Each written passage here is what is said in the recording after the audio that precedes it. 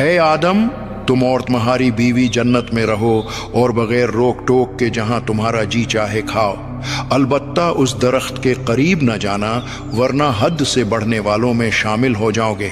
تم اس درخت کا پھل کھاتے کیوں نہیں؟ تمہیں تمہارے رب نے اس درخت سے اسی لیے منع فرمایا ہے کہ کہیں تم فرشتے نہ بن جاؤ یا تم ہمیشہ زندہ رہنے والے نہ بن جاؤ۔ تم کون ہو؟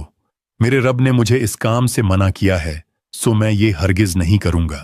میں تمہارا خیر خواہ، میں تمہاری بھلائی کے لیے ہی تو کہہ رہا ہوں۔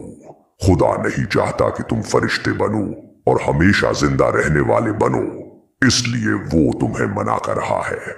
تو وہ دھوکہ دے کر ان دونوں کو اتار لایا۔ پھر جب انہوں نے اس درخت کا پھل کھایا تو ان کی شرم کے مقام ان پر کھل گئے اور وہ جنت کے پتے ان پر ڈالنے لگے، اور انہیں ان کے رب نے فرمایا، اے آدم اور حوا، کیا میں نے تمہیں اس درخت سے منع نہیں کیا تھا؟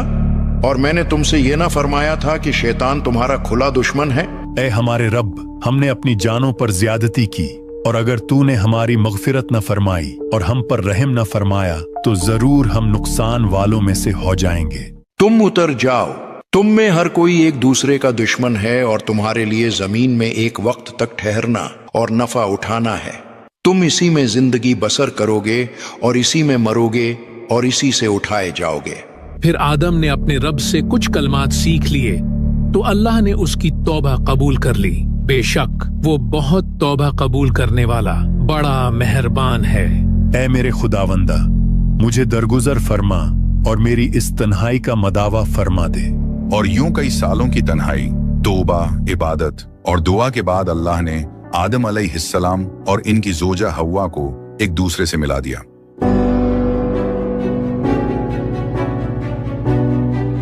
اور پھر اللہ نے آدم علیہ السلام اور حوا کو دو بیٹوں سے نوازا۔ ان میں سے ایک کو حابیل کہا گیا اور دوسرے کو قابل۔ قابل بڑا ہو کر کاشتکاری کرنے لگا، جبکہ حابیل بھیڑ بکریاں چرانے لگا۔ ایک دن دونوں بھائیوں میں ایک موضوع کو لے کر اختلاف پیدا ہو گیا۔ تمہیں میری بات ماننی ہی ہوگی، یہ میرا حق ہے۔ اے میرے بھائی، ہم دونوں قربانی کا بندوبست کرتے ہیں۔ جس کی قربانی کو اللہ قبول کرے گا اس کی بات مان لی جائے گی۔ تمہارا اس بارے میں کیا خیال ہے؟ ہاں ٹھیک ہے، مجھے یہ منظور ہے۔ اور انہیں آدم کے دو بیٹوں کا واقعہ سناؤ جو بالکل سچا واقعہ ہے۔ جب دونوں نے قربانی پیش کی تو ایک کی قربانی قبول کی گئی اور دوسرے کی قبول نہ کی گئی، تو اس نے کہا، مجھے قسم ہے میں تجھے مار ڈالوں گا۔ خود پر قابو رکھ میرے